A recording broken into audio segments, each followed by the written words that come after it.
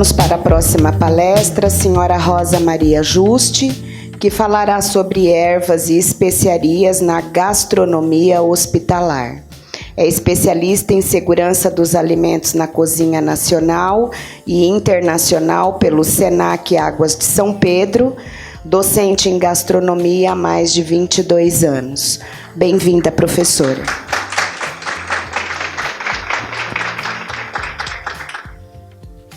Bom dia, tudo bem? Primeiro, obrigada Jadiane, obrigada às meninas. Estou de volta nessa casa. Em 2007 eu fui estagiária de clínica aqui. No primeiro dia chorei muito, dá um desespero, né? Ainda mais que a nossa experiência sempre foi de cozinha. E aí, quando você entra num hospital grande como esse, de referência, com tantas condições assustadoras, né? No primeiro dia, uma paisagem bem tranquila, uma pessoa que tinha acabado de falecer, né? E a estagiária aqui, o que eu estou fazendo nesse lugar? Mas, no final, eu saí muito bem, me superei, graças a Deus, o estágio foi com nota boa. E voltar a essa casa, então, como já profissional e poder contribuir com o meu conhecimento é muito bom. Quantas aqui atuam em Wuhan? Nós somos guerreiras, né? Olha, levanta a mão. Não temos meia dúzia, gente. Parabéns para nós, de Wuhan. Aqui, parabéns para nós, de Wuhan.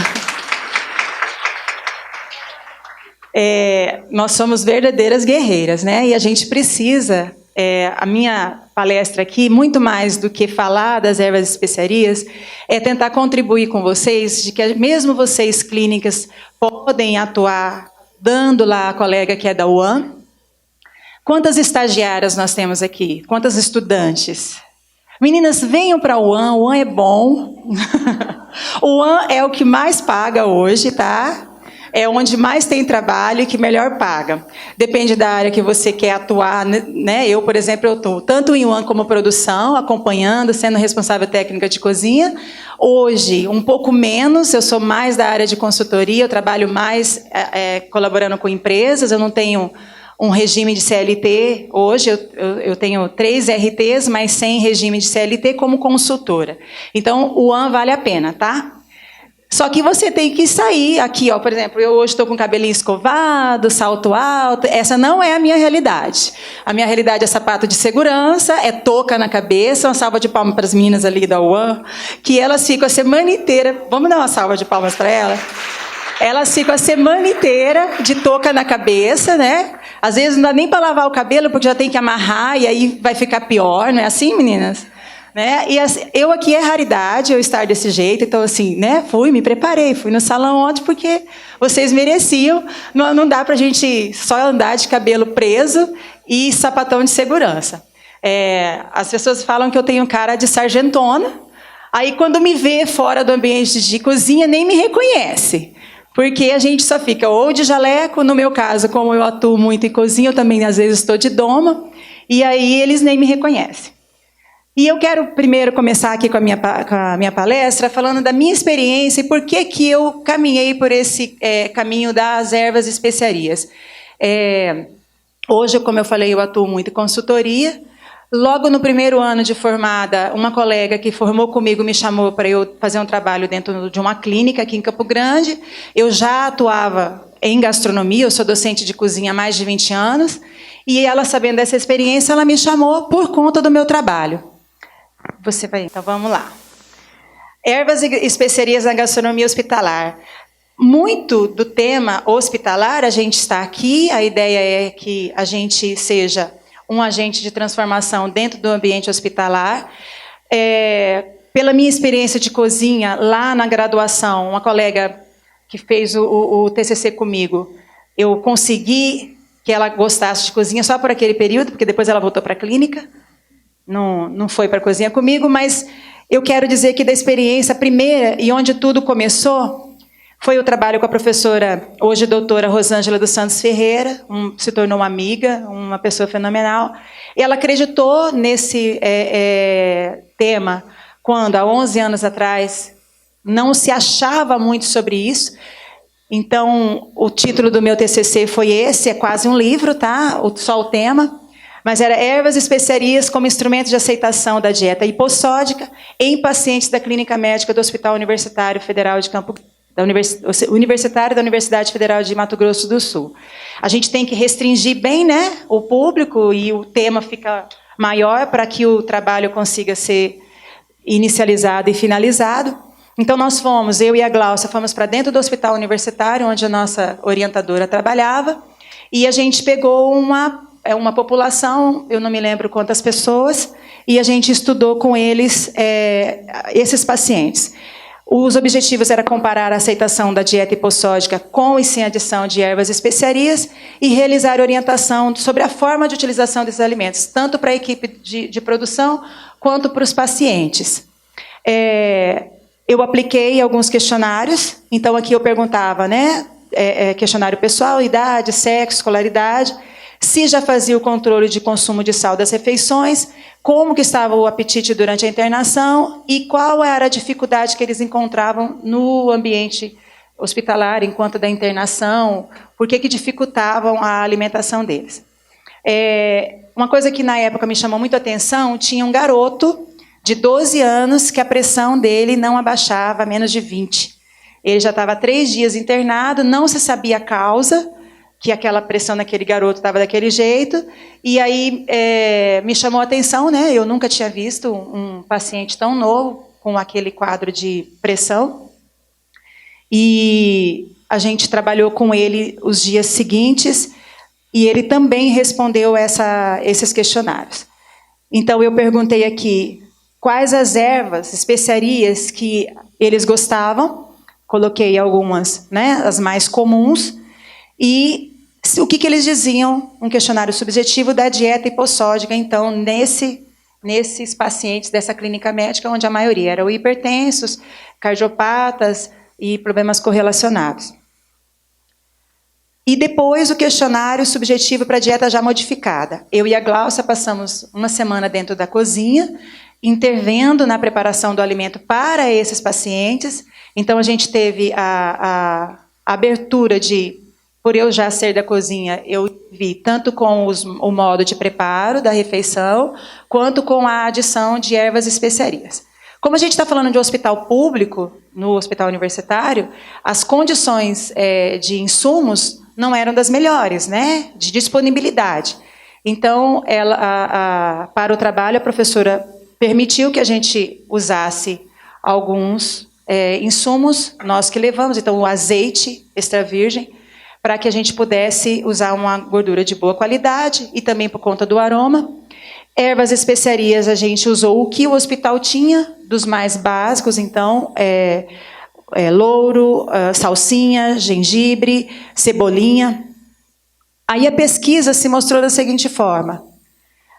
Dentro do ambiente hospitalar, a gente tem 11% com o apetite aumentado, 56% o apetite normal e 33% do apetite reduzido. Em vários estudos que eu li e acompanhei, tem alguns lugares que isso é muito maior. Depende da doença, depende da situação que o paciente está passando ali, essa porcentagem pode ser maior. E aí, aqui, os fatores que dificultam o consumo da dieta dentro da nossa comunidade lá no hospital universitário, quase 67% reclamaram, então. Cadê o laser? É aonde mesmo? Já aprendeu. Atrás.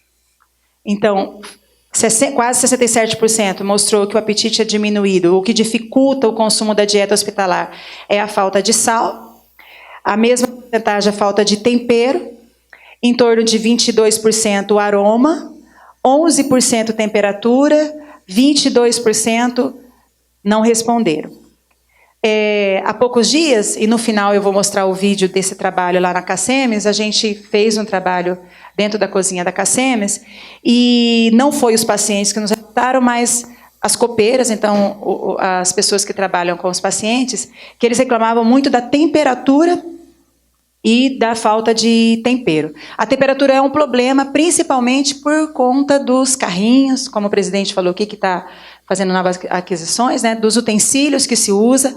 Lá no hospital universitário, na época, era um marmitex de alumínio, com divisão, mas de alumínio, quer dizer, perdia-se temperatura muito rápido, né? Dependendo do tamanho do hospital, se não tiver os carrinhos de acondicionamento correto, vai esfriar muito mais rápido. Aqui é um grande hospital, eu não sei como é que faz o transporte das refeições, mas temperatura e tempero é o grande problema que as pessoas relatam. Na minha época do estágio, até quando eu vim aqui eu perguntei, né, que eu não cheguei a trabalhar na UAN, não cheguei a fazer estágio aqui na UAN, mas a gente sabe que era marmitex também, redonda, aquela simples, comum, onde tudo vai junto. Então, quer dizer, não tinha aparência. Na época, eu acompanhei durante 3 meses um paciente que tinha sofrido um acidente grave e ele estava com muitos problemas de recuperação de tecidos e ele se sentia enojado com a comida, porque ele tinha que receber um aporte maior de proteína, a proteína era o ovo cozido, aí você imagina que o ovo cozido dentro da marmitex, com tudo junto, fechada, que não foi feita na hora, aí era transportada até ele, quer dizer, passava-se pelo menos meia hora, 1 hora, esse paciente iria querer comer essa comida?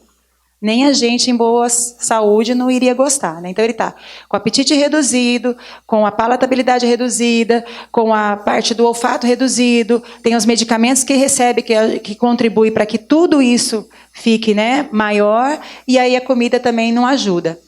A forma como a comida é apresentada já colabora para... Se ele tivesse com pouca fome, ele ficou com menos ainda, né? Só por conta de... E teve um dia que eu acompanhei, ele abriu aquele marmitex no quarto, ali na nossa frente, tipo assim, eu tive que me controlar para não torcer o nariz, né? Porque realmente era um cheiro forte. E esse é o relato dos pacientes que a gente vê, ou das copeiras que falam para a gente que realmente o problema é maior, é falta de tempero e temperatura. Nos pacientes do hospital universitário, então, 100% marcou como que preferência a cebolinha. Mas, na verdade, ele nem sabe que gosto tem a cebolinha. É porque sabe que mãe coloca em tudo, né? Ele, às vezes, nem provou a cebolinha in natura. Ele não sabe que ela é ácida, assim, que ela é picante se você comer em grande quantidade, mas 100% disseram. Por quê? Porque é o mais comum, é o que todo mundo tem de mais fácil acesso. Alho e cebola em torno de 90%, louro 77%, salsinha 66%, hortelã 55%, orégano 44%, gengibre e outros. Isso mostra, desses 3 que são de maior preferência, por que alho e cebola? Alho está no arroz, está no feijão. Louro, feijão, feijoada, né? São as marcas da nossa memória gustativa, né? Se eu perguntar para vocês aqui, quem e aonde que se lembra do orégano? Pizza. Então não é que talvez conheça o orégano, mas lembra da pizza. Esse garoto de 12 anos, hipertenso, eu fui perguntar para ele o que você gostaria de comer. Porque ele estava há 3 dias, ele não estava se alimentando direito. Ele falou assim, eu adoro pizza. Aí eu falei, bom, se ele adora pizza, o que a gente vai fazer? Para ele, nós vamos pôr orégano. Por quê? Porque eu ativo a memória gustativa dele. Eu faço com que ele coma aquela comida, sendo um arroz e um feijão, com gosto de pizza. Então, de certa forma, eu contribuo. Os meios que a gente tem, né? Para fazer com que o nosso paciente se alimente melhor. Aí, uma comparação, tem outros gráficos, mas eu não vou me adentrar mais. A comparação da dieta hipossódica, então, o almoço padrão, aquilo que o hospital fazia, era ruim para quase 70%, tanto no almoço quanto no jantar. Era bom para em torno de 10% e ótimo em torno de 20%. Depois da nossa intervenção, aqui só tem o primeiro e o segundo dia, o almoço e o jantar, que era bom, passou para ótimo, acima de 40% no almoço e acima de 50% no jantar. E no segundo dia melhorou um pouco mais ainda. E do ótimo também subiu bastante. Só com acréscimo de ervas e especiarias. Na preocupação, como do garoto, de usar o que as pessoas gostavam. Por quê? Porque a gente trabalha com comfort food. Quando a pessoa está se convalescendo, está com a doença, como já disse, todos os sentidos, né, ficam desgastados, não ficam tão apurados. Eu falo muito disso quando eu faço o treinamento de degustação de ervas e especiarias para desenvolver esse paladar. Então, nós temos mais de 5.000 papilas gustativas.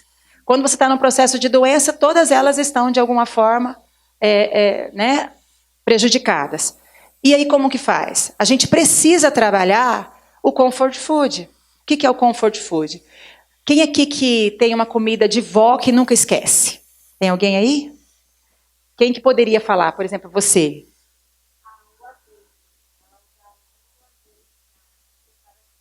Tá. Nunca igual. Quem aqui que tem um bolo da vó? Ou o arroz doce da vó? Alguém? Por quê? Não traz um bom sentimento? Você nunca comeu igual. Não faz, porque essa memória é uma memória que traz a emoção junto. Quando a gente está de frente com um paciente, é preciso que a gente trabalhe com ele, porque não é só as papilas que estão prejudicadas. O sentimento dele, ele queria estar lá fora trabalhando, lá fora namorando, né? Ele queria estar vivendo, e ele está preso no leito de hospital momentaneamente, tá tratando, mas não é legal para ninguém. Então, quando a gente trabalha, e principalmente com pacientes graves que levam mais tempo, como esse garoto, esse rapaz que eu acompanhei na época do estágio aqui, ele estava 3 meses hospitalizado. E em 3 meses que nós passamos aqui, nós conseguimos, eu e junto com a professora e com a equipe, melhorar o quadro dele, fazendo algumas intervenções, não foi necessariamente com ervas e especiarias, mas algumas intervenções para ajudá-lo a melhorar a aceitabilidade da dieta. E trabalha-se, a gente como profissional de saúde tem que chegar mais junto das pessoas, né? O Comfort Food faz isso. Então, quando eu perguntei para aquele garoto, o que você gosta de comer? Pizza.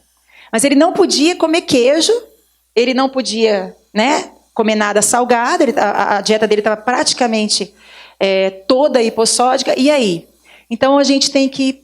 Quando eu perguntei para ele o que ele gostava, eu trouxe na memória dele aquilo que dava prazer para ele. Isso é comfort food. Como é que eu posso ajudar ele, então, a reverter o quadro? Eu vou fazer alguma coisa que ajuda ele a melhorar o sentimento que ele está passando, e a comida pode provocar isso. Messias, em 2011, diz que a dieta hospitalar tem como principal objetivo preservar ou recuperar o estado nutricional do paciente internado.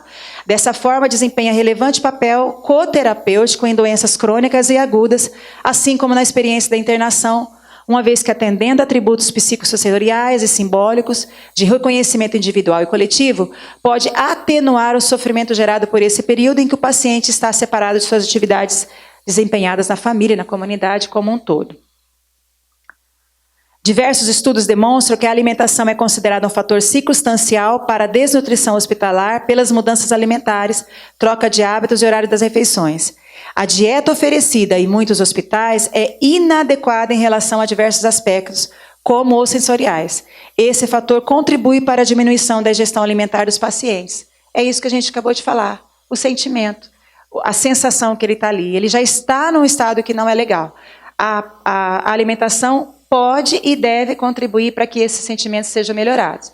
Quando eu pergunto para ele do que você gosta de comer, qual que é que lembrança que você gosta, a comida da sua avó, o que a sua mãe faz de gostoso? O bife acebolado. Como é que é seu nome? A Marileide está hospitalizada. Marileide, o que você gosta de comer? Eu queria comer um bife acebolado. A minha avó fazia um bife tão gostoso. Talvez a gente não vai nem conseguir fazer o bife do jeito que ela quer, mas... Fala para mim mais, o que tinha naquele bife? Tinha uma cebola que ela passava, ela ficava meio crocante, aí ela colocava um orégano. Você já descobriu o que ele gosta. Às vezes o bife não dá, mas se você puxar uma isca e acebolar, talvez dá. E é fácil, porque você cozinha. Quantos quilos de feijão vocês cozinham por dia, meninas, aqui? Quem quer? da cozinha, especificamente aqui da Santa Casa? 70 quilos cru? 60 quilos cru? Então ele vai para 200 quilos de feijão, mais ou menos, né? E 200 quilos, eu preciso temperar tudo de um jeito só? Não.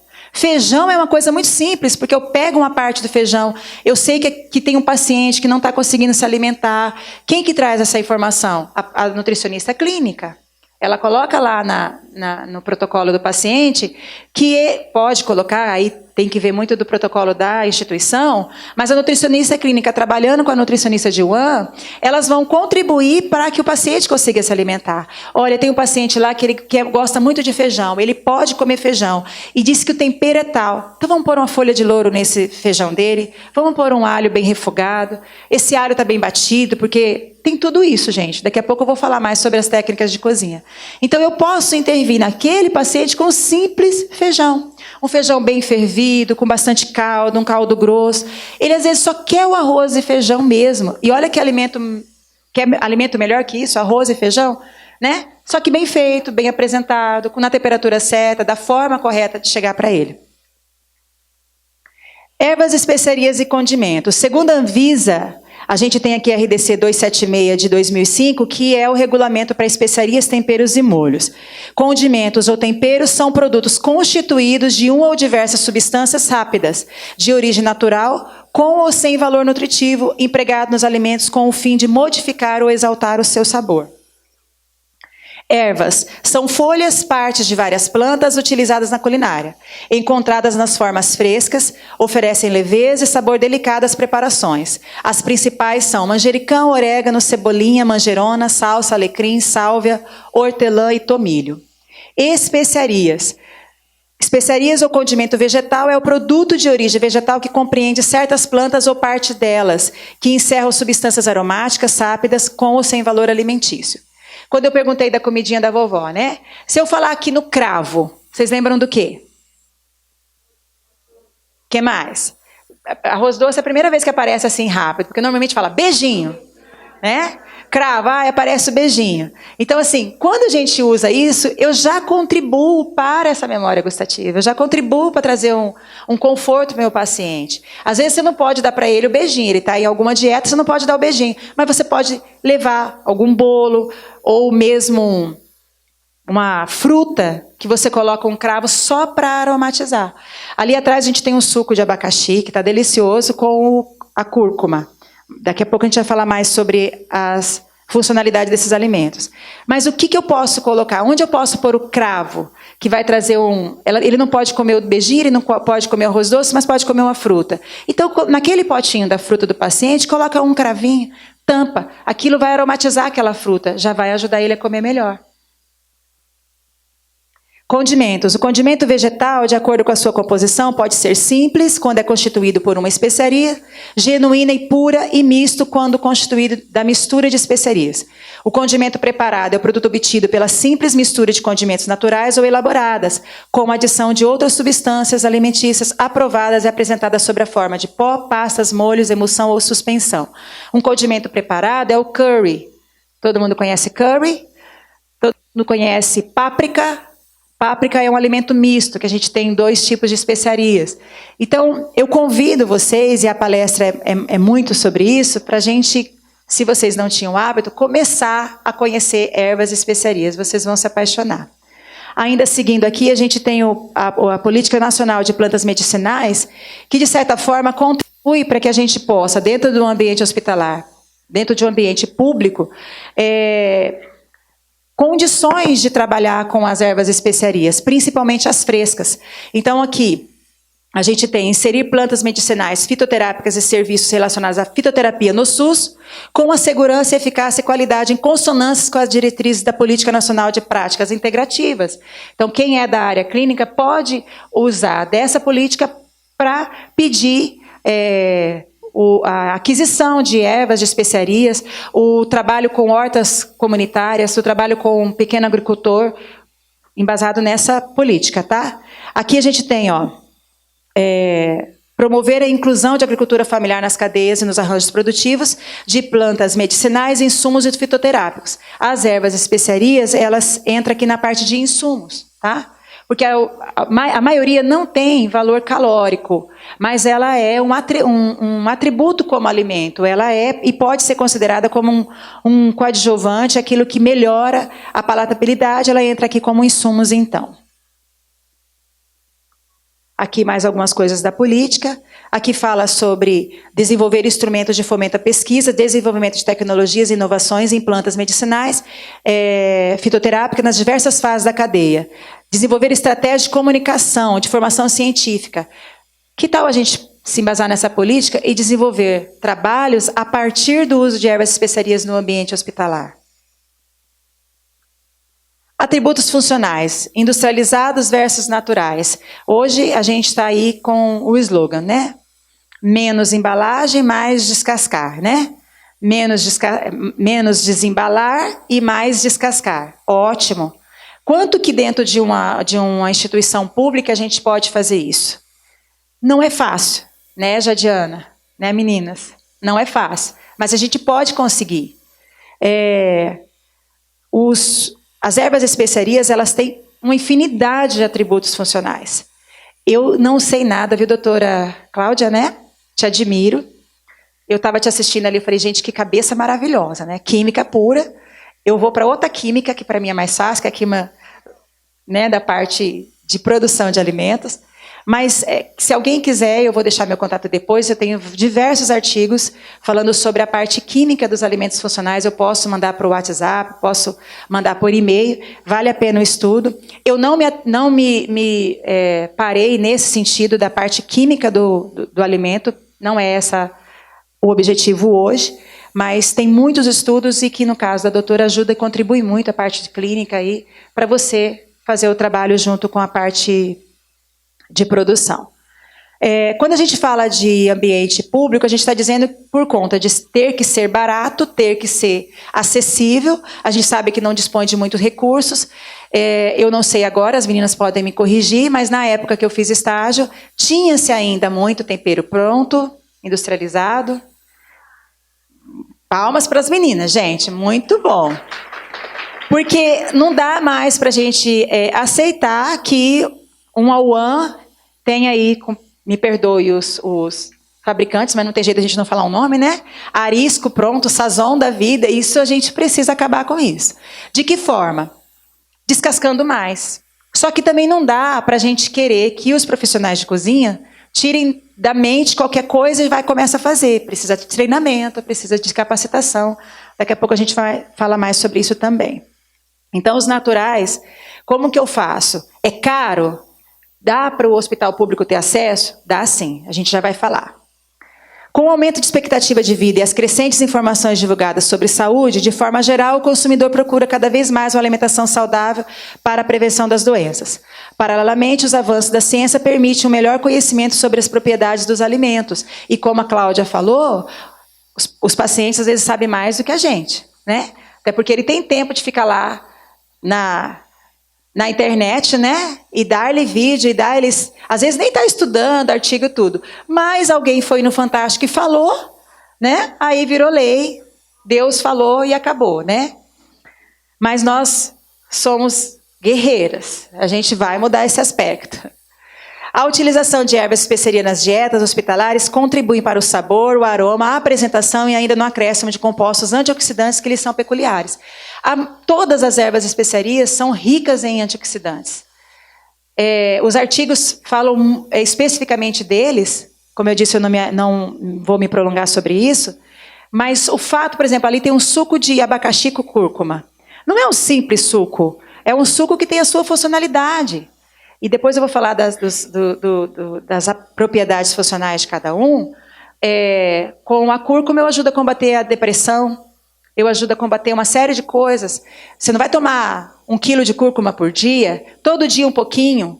O seu paciente vai receber, tem lá o suco para ele, põe um pouquinho de cúrcuma. O ideal é que seja o rizoma, né? Que seja a planta natural. Não tenho pó, é puro, então vou usar.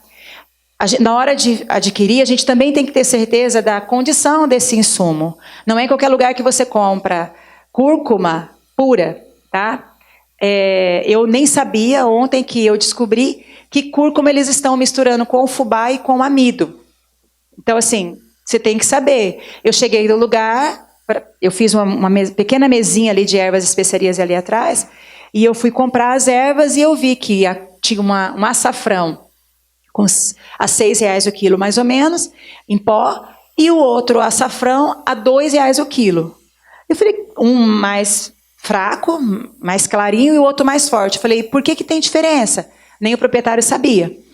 Mas eu já conhecia ele, é uma pessoa bem persistente, ele ligou na indústria, quis saber, foi falar com o nutricionista, e aí o nutricionista falou que aquele que era mais barato, e ele falou assim ainda, até pelo preço você vai entender, porque ele é mais baratinho, ele tem amido ou fubá. E no mais puro, que é quase R$6 o quilo, ele não falou o preço, né, mas ele falou que é o mais caro, ele é mais escuro porque ele é puro. Então, assim, a gente precisa saber também da onde que vem, que às vezes você, para economizar, você quer comprar o mais barato, mas você não está comprando o alimento puro, e aí pode ter o problema lá na frente. Quando a gente fala da consultoria em hospital, atende colegas nutricionistas, a gente reforça. A nutricionista de produção, ou nutricionista, desculpa se tiver meninos aqui, né, colegas, o nutricionista de produção tem que trabalhar diariamente bem junto com o nutricionista clínica. Por quê? Porque aquele paciente, dificilmente eu ainda não vi ninguém que seja alérgico a algumas ervas e especiarias. É muito raro. Do meu tempo de trabalho, eu vi só duas pessoas. Uma que não podia comer cebolinha e a outra que não podia nada com salsinha. De outra, eu não vi ninguém falando sobre isso. Só que eu não posso, como nutricionista de produção, simplesmente ir colocando as coisas para aquele paciente, se eu não sei, né? Para a dieta geral, tudo cabe. A maioria cabe, mas para as coisas específicas, então, o trabalho com o nutricionista clínico é bem valioso. Segundo Martos, diversas ervas e especiarias culinárias já foram relatadas por possuir atividades antioxidantes, sugerindo, inclusive, potencial benéfico à saúde. Isso está aí para qualquer um ver.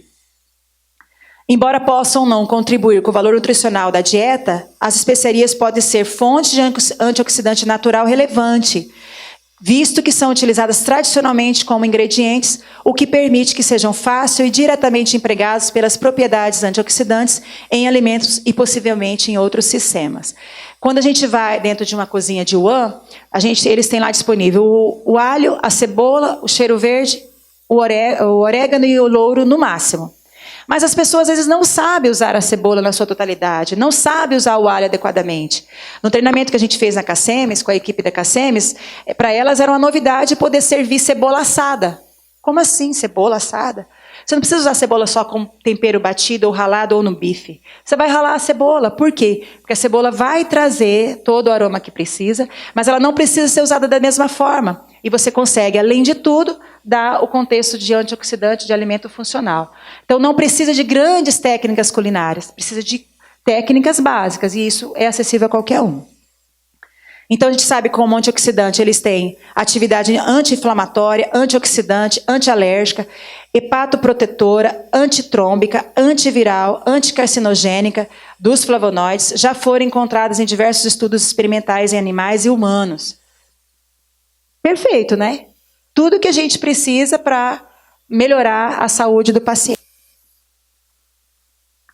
A ação antioxidante de ervas aromáticas vem das propriedades de oxirredução dos fenóis presentes. Eles podem agir como agentes redutores, combatentes de radicais livres, quelantes de metais de transição, bloqueadores de reações de propagação dos radicais livres na oxidação lipídica, modificadores do potencial redox do meio e reparadores de lesões das moléculas atacadas por radicais livres. Doutora, é ou não é importante a gente inserir ervas e especiarias? É fácil, gente. Vocês podem. Aqui eu trago uma tabela de antioxidantes isolados de ervas e especiarias. É bem extenso, eu não vou me parar muito aqui, mas, por exemplo, alecrim. A substância que ele tem, e tem alguns estudos que falam desses antioxidantes, separadamente. Como que eles agem no organismo separadamente, tá? Como eu disse, eu posso passar para vocês os artigos, e aí, na parte clínica, vocês se atentarem a essas substâncias e como que é o agir deles no organismo, tá? Aqui, como alimento funcional, então, os benefícios e como que eu utilizo. Alecrim. Estimula a digestão, ajuda a relaxar os vasos, melhora a aprendizagem e a memória de cobaias. Na forma de chá, é um ótimo estimulante, combate cansaço físico e mental. Como que pode utilizar? Carnes suínas, assados de carneiro, marinadas, refogados, legumes assados. Rosa, eu não tenho no hospital assado de carneiro, mas você tem suíno? Você tem carne fresca? Pode usar. Você tem legumes que você pode assar? Por exemplo, uma batata. Já ouviram falar de batata rústica? Nada mais é que azeite, sal e alecrim. O sabor, o aroma que o alecrim traz, modifica a forma da batata. Sálvia. Todo mundo conhece sálvia? Quem não conhece sálvia? Todo mundo conhece sálvia? Uma pessoa só não conhece. Sálvia, normalmente, ela é utilizada só como chá. É um pecado, porque sálvia vai muito bem em massas, muito bem em molhos, e ela, por ser muito aromática, ela ajuda demais quem está recebendo a comida, tem um up, só por conta do aroma. Frango, quem já viu já comeu um espaguete com manteiga de sálvia? É muito difícil de fazer, leva 1 minuto, derrete a manteiga, põe a sálvia, esquentou, você põe em cima do macarrão cozido. Então, é muito difícil.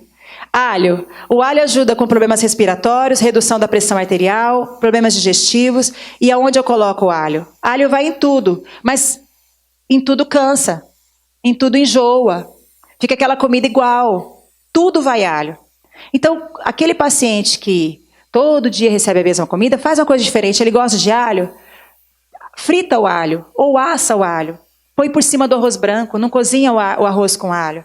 Você já vai fazer uma apresentação diferente e esse alho vai dar uma crocância e as papilas gustativas vão soltar a secreção e ele vai ter mais apetite. Opa. Cebola. Todo mundo também usa cebola, né? Eu posso usar cebola assada, eu posso usar a cebola frita, eu posso usar a cebola inteira, eu posso bater ela, colocar como molho, eu posso pôr ela como crua, sem a acidez. Como que eu faço para tirar a acidez? Orégano, né? Orégano tem mais de 200 compostos antioxidantes, gente. E as pessoas usam praticamente só na pizza, né?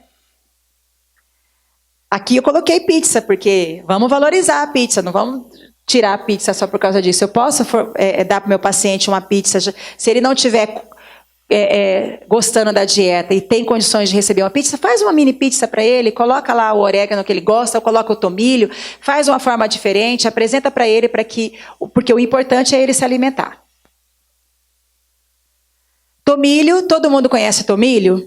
Tomilho é um pecado, a maioria das pessoas não conhecem tomilho. Tomilho é uma erva super aromática, saborosíssima, vai bem em tudo quanto é coisa, principalmente molhos de tomate, tomates assados, molhos de queijo, gengibre. Gengibre não é só na culinária oriental, tá, gente? Gengibre não é só no soba, no yakisoba.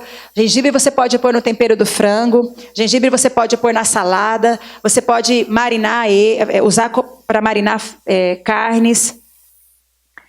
Manjericão. Manjericão, ele tem a presença do eugenol, que é o extrato da planta que proporciona proteção ao cérebro. Aqui eu coloquei algumas propriedades, tá, gente, de benefício à saúde. São muitas. O manjericão, assim como o tomilho, também vai bem em ovos, omeletes, molhos. E para suco e água, ali a gente tem uma água aromatizada só com manjericão. Normalmente a água aromatizada a pessoa coloca hortelã e algumas frutas. Usa manjericão no lugar do hortelã. Ele dá um frescor, ele dá uma certa picância muito gostosa. Cúrcuma, como eu falei aqui, a gente serviu o suco ali. O cúrcuma também tem uma infinidade de benefícios, principalmente benefícios cardiovasculares, tem poder anti-inflamatório e está associado à prevenção de doenças como câncer e depressão. Canela, vamos lá, a maioria lembra de canela no arroz doce? No bolinho de chuva?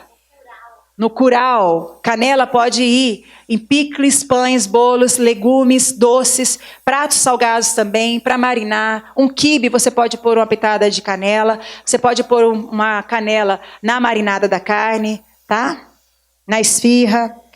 Cebolinha, então, 100%, né, de preferência. Praticamente em tudo. Só que como eu uso durante o cozimento, talvez eu perca a propriedade funcional dela. No final, não é em tudo que se coloca, senão tudo fica com o mesmo gosto. Também tem a prática de se cortar fininha, que se você corta grosso, as pessoas normalmente não gostam, é ruim. Por quê? Porque você fica lembrando que comeu cebolinha o dia inteiro. Então tem que ser bem fininha. Tudo isso que a gente está falando são formas de ajudar esse paciente a comer, tá? Cravo, como eu falei, né? Falou do cravo, lembrou do beijinho, mas ele pode ir em diversos pratos. Molhos brancos. Quem aqui que já usou cravo para fazer molho branco? Molho bechamel? Pois é, mas o molho bechamel, ele só é bechamel se ele for com a cebola piquê, que vai lá com o cravo. Se vocês ferverem um leite, pega uma cebola, coloca lá 3, 4 cravos na cebola e umas 2 folhas de louro, chama cebola piquê. Põe para ferver com leite e faz o molho branco. É outro molho. Ele tem outro sabor, ele tem outro cheiro, outra apresentação. Seu gratinado, a lasanha vai ficar com outro sabor, tá? E salsinha também, que é uma das preferências. E olha quantos benefícios a salsinha tem. Antimicrobiana, antisséptica, digestiva, sedativa, enfim. E custo. Todo mundo sabe o que é isso daqui? Esse é o verdadeiro açafrão, gente. Tá? Esse é o cúrcuma. Quanto custa o açafrão? R$4.000 o quilo. Cadê a Tatiana? Pode comprar para Santa Casa? A cúrcuma custa R$30 o quilo, pode? R$30 eu posso. Por que ele custa tão caro? Isso aqui é o pestilho dessa flor. São selecionadas mises. Mulheres lindas passam por um concurso para ir colher essas flores, para poder tirar com as mãos delicadas esses pestilhos. Então não dá para custar R$30 o quilo, né? É caro mesmo. Até porque não dá em qualquer região do mundo. Normalmente em região mediterrânea, região lá da Europa. E o açafrão? Dá em qualquer lugar, inclusive no mundo inteiro. A cúrcuma é chamada de açafrão da terra, que custa aí o mais caro, R$6 o quilo, o pó. E R$2, não comprem, com amido e com fubá, tá? Então eu não tenho condições como hospital público e nem particular, ninguém compra açafrão para fazer alimentação para muita gente. Açafrão eu vou usar num risoto, quer fazer um charme para o maridão, vai fazer um risoto, põe um açafrão. Quer conseguir uma namorada, conquistar uma namorada, usa o açafrão, porque ele também é afrodisíaco. Mas custando R$4.000 o quilo, é quase broxante, né? Enfim. Então, Deus é tão bom que te deu o paliativo, que é o açafrão da terra. Gastronomia hospitalar. A comida está ruim igual comida de hospital. Já ouviram isso?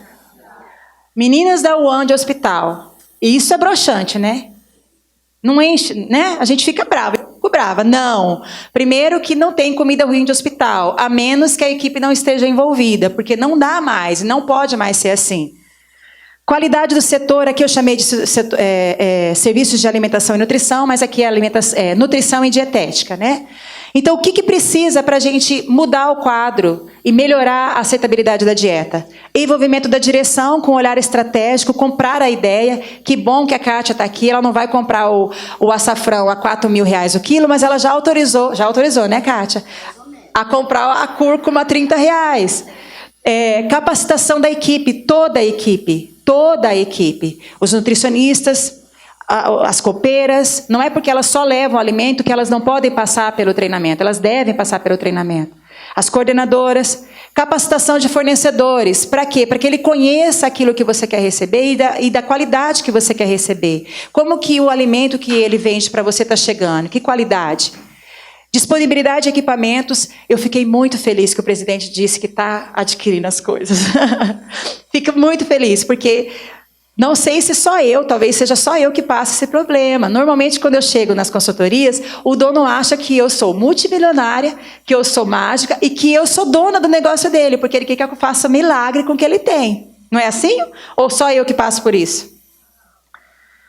Não dá, eu chego em alguns lugares, por exemplo, um restaurante aos tempos desses, o cozinheiro, ele pegava a frigideira com o avental dele, assim. O avental no corpo, e ele fazia assim, se erguia para pegar a frigideira para levar. Não tinha cabo a frigideira. Então, assim, não dá para a pessoa cozinhar sem panela. Então, não dá para ter o mínimo de equipamentos e utensílios para a pessoa trabalhar. A gente quer qualidade lá na ponta, a gente tem que dar o mínimo de condição aqui dentro. Disponibilidade de equipamentos, disponibilidade de utensílios, parcerias com pequenos produtores, envolvimento dos familiares dos pacientes, isso é importante. Se criar um protocolo de, na hora que o paciente foi internado, ou quando a nutricionista passa lá para saber daquela individualidade, ela ter a informação do que aquele paciente gosta, do que ele não gosta, que se ele não fala o que ele gosta, mas ele fala o que ele não gosta, já é importante. Ele não gosta de alho. Você sabe que para ele não adianta você mandar a mesma dieta para todos, que ele não vai comer, se todo dia você usa o alho da mesma forma no feijão, no arroz, né? Quando a gente fala de disponibilidade de equipamentos, você quer um bom assado, mas você não tem um forno que ajude, né? Não dá. Os funcionários de cozinha também são limitados, muito limitados. Então, quando a gente fala de capacitação de equipe, o treinamento em técnicas básicas de cozinha, é usar a cebola assada, é uma carne de segunda. Quantos cortes de primeira vocês recebem aqui, meninas? Pode... Patinho. Patinho não é uma carne tão barata. Vocês usam mais miolo da agulha, miolo da paleta... Miolo da paleta é uma carne que ela vai bem cozida, né, ao molho. Ela não serve para bife, mas ela serve para isca se eu souber usar a técnica certa. Miolo de paleta. Não, eu quis dizer então miolo da agulha, desculpa. Miolo da agulha. Miolo de paleta dá para fazer bife mesmo. Então, se eu conheço o corte, eu sei as técnicas, sei a forma correta de usar. O miolo da paleta eu consigo fazer bife, o miolo da agulha não. Mas eu consigo fazer isca. Como é que eu faço essa isca? Eu não vou ter tempo para mostrar as fotos, mas eu cheguei no hospital e a pessoa estava fazendo estrogonofe. E quando eu faço o diagnóstico, eu fico como a chata da questão, né? Porque eu fico lá, às vezes, uma manhã inteira, às vezes um dia inteiro, só olhando, captando as informações, tirando foto. Aí eles ficam assim, ela vai falar da gente, ela vai fazer fofoca, ela vai falar que a gente está fazendo errado e tal. Mas é o que embasa o meu trabalho. E aí, filmando e acompanhando uma dessas meninas, ela estava fazendo um estrogonofe. A carne era patinho, é uma carne rica, uma carne de primeira, tem que se valorizar. Só que a forma como ela estava salteando estava errada. Essa isca ficou toda cozida porque ela pôs 15 quilos de carne numa panela só. Ela mexia essa carne. E aí essa carne foi despedaçando. No final ela tinha qualquer coisa que parecia com estrogonofe, mas não era estrogonofe. Aí, para atingir o sabor, ela adicionou um monte de shoyu, ela adicionou molho inglês, ela adicionou leite em pó, estava diluído, né? Mas assim... Todas as técnicas estavam erradas com um produto bom, porque ela tinha uma boa carne. O estrogonofe de verdade é feito com filé mignon. Nem na minha casa, às vezes, eu faço com filé mignon. Não dá, né? De repente, você vai receber de visita lá um monte de amigos do meu filho, que come aí 1 quilo cada... Não dá para você colocar filé mignon. Então, você vai de patinho. Mas ele nem vai saber. Primeiro, porque não interessa para ele. E segundo, que vai estar tão macio que vai estar saboroso. Mas tem que usar a técnica certa. Técnicas de cocção, então, como é que eu faço isca? Tem que ir salteando, o fogo tem que estar alto, a frigideira tem que ser grande. São detalhes que a maioria dos funcionários não sabem se eles não passaram por capacitação. Porque outro erro do nosso setor, infelizmente ainda é assim, a gente seleciona, a gente contrata pela necessidade, não pela capacidade técnica. Só que aí as estudantes de nutrição, e eu falo isso para que a gente seja agente de transformação, tirar o estigma de que o AN é ruim. A faculdade contribui muito para isso. Quando eu era estudante, eu sofri bullying. Essa palavra está tão em evidência, mas eu sofri bullying mesmo, gente. A ponto de uma colega chegar, depois de um evento lá, com a camiseta assim, cozinheira é a mãe. Ela achou que ela me ofendeu, mas eu sou, na minha essência, cozinheira. Antes de ser nutricionista, eu já era cozinheira. Eu ganhei a minha vida, ajudei a criar meus filhos com a cozinha. E eu não tenho vergonha nenhuma disso. E hoje eu ganho minha vida, eu tenho um bom salário, porque eu ensino a cozinhar. Então, a técnica, você não é, eu não digo que a faculdade é obrigada a ensinar a técnica dietética não ensina. Mas nós precisamos tirar esse estigma de que o é ruim, de que o não deixa eu estar de esmalte vermelho, não deixa eu usar de salto. A gente tem que fazer algumas escolhas. Eu escolho estar de salto, de cabelo escovado, algumas vezes na semana, talvez algumas vezes por mês, talvez, tá bom, algumas vezes por ano, né? Mas eu consigo ter uma vida que eu gosto, né? Então, a gente precisa tirar esse estigma. Quando eu falo envolvimento da equipe, é por causa disso, Marília. É importante. O nutricionista não precisa ser chefe de cozinha. Como eu disse, eu já era cozinheira antes de ser nutricionista. Mas o nutricionista de produção, ele precisa conhecer o mínimo de cozinha. Então, eu sugiro que faça uma capacitação. Que seja de 40 horas, ou uma capacitação mesmo. Eu fiquei muito feliz esses tempos que uma colega de faculdade, não foi ela que veio com a camisa, mas ela torcia o nariz, porque ela só gostava de área clínica. E ela foi que me chamou para fazer a primeira palestra dentro do hospital, mas ela ainda então não gostava de cozinha. E agora, porque ela está num momento em um outro lugar, que exige dela, ela foi fazer o quê? O curso de cozinha. Olha que maravilha. Eu fiquei super feliz. Por quê? Porque, de certa forma, eu contribuí com ela também, né? Que ela começou a gostar de cozinha. Técnicas de corte, a forma como eu corto a isca vai dar o resultado final. Utilização de equipamentos, o forno, vocês têm forno combinado? Às vezes, a maioria dos lugares que a gente vai, as pessoas não sabem utilizar o forno combinado na sua totalidade. É igual micro-ondas em casa, eu só esquento leite para o gato. Não é assim? Treinamento e atendimento e serviços de salão, como que as copeiras, as atendentes podem chegar no paciente para melhorar, fazer com que ele receba melhor essa dieta. O uso de ervas e especiarias, eu também preciso aprender a usar. Não é usar... Tem gente que fala que gosta de orégano e coloca orégano em tudo. Gosto de cebola, coloca cebola em tudo. As ervas e especiarias, assim como o remédio e o veneno, o que muda é a dose. Se você colocou demais, você vai matar o prato, no caso. Uso de talos, cascas, sementes, uso de punks, que é importante. Quando eu estou em associação com pequenos agricultores, eu consigo isso com muito mais facilidade, eu enriqueço o meu cardápio. Capacitação em boas práticas de fabricação é essencial. As equipes de nutricionista precisam estar desenvolvendo fichas técnicas de produção, então eu estou capacitando tecnicamente todo mundo. Por mais que a sua cozinheira tenha lá 20 anos de casa, ela não tem muito estudo, mas ensina ela e envolve ela no processo de construir ficha técnica. Ficha técnica é um instrumento de operacionalização, mas principalmente de gerenciamento, de gestão, não é? Se o funcionário faz da cabeça dele, hoje sai de um jeito, amanhã sai de outro, entra outra pessoa, faz do jeito que ela quer. Precisa-se ensinar eles a usar as fichas. Desenvolvimento de cardápios, já vou terminar. Às vezes você tem um cardápio que você acha que é restrito por conta da condição do custo e do desconhecimento de técnicas. Na CACEMES, eu sentei com as meninas, acho que umas 3 encontros, só para discutir e melhorar o cardápio. Quando eu falo, por exemplo, assim, um molho pomodoro, eu uso o molho pomodoro com a técnica que a gente ensina no macarrão, eu uso na lasanha. Eu uso num legumes, eu uso para colocar um bife à parmegiana, eu uso em vários. E às vezes a pessoa fica restrita porque ela acha que o pomodoro é só para o macarrão. Então tem muitas formas de desenvolver esse cardápio.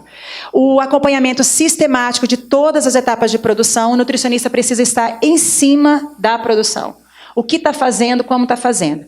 Certa vez, não era hospital, eu estou passando pela cozinha e eu vi o meu cozinheiro, eu que formei ele como cozinheiro no Senac, mas ele já estava nessa empresa há muito tempo. Ele tinha 10 anos de empresa. E naquele período eu estava como chefe de cozinha dele. E eu passei na cozinha, e a gente tem que ter o olhar, né?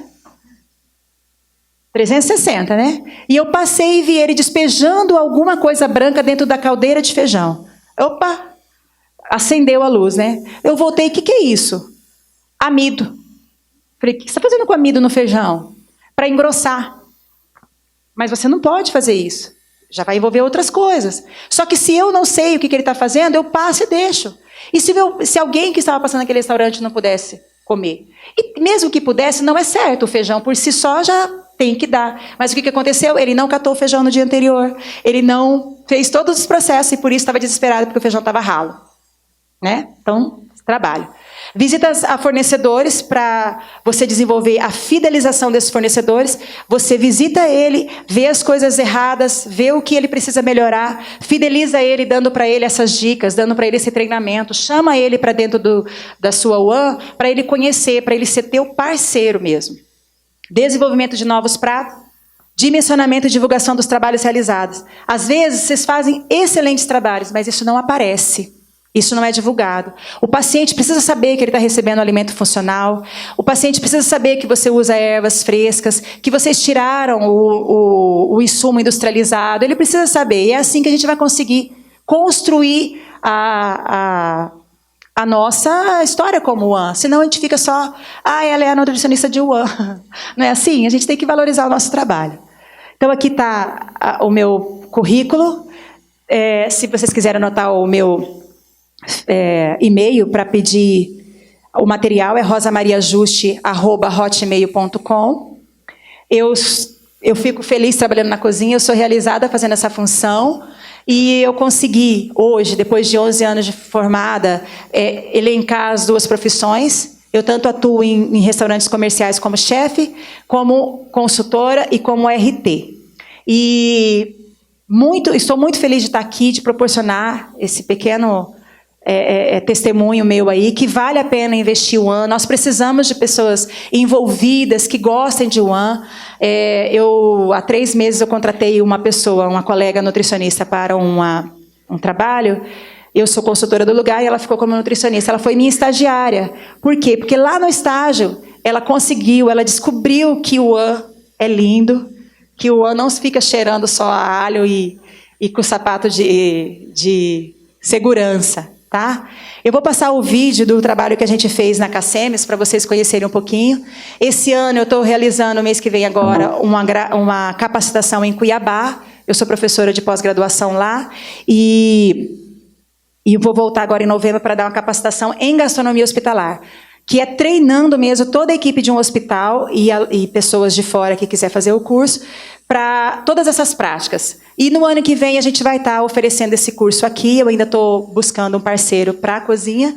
E se puderem, participem, porque é um transformador assim, para quem está buscando a área para se concretizar, para se firmar. Tá? Principalmente as recém-formandas. Eu tenho uma pessoa aqui que foi minha estagiária.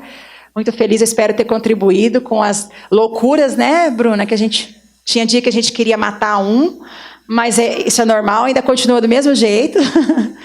E muito obrigada, tá? Foi um prazer estar aqui com vocês, espero ter contribuído.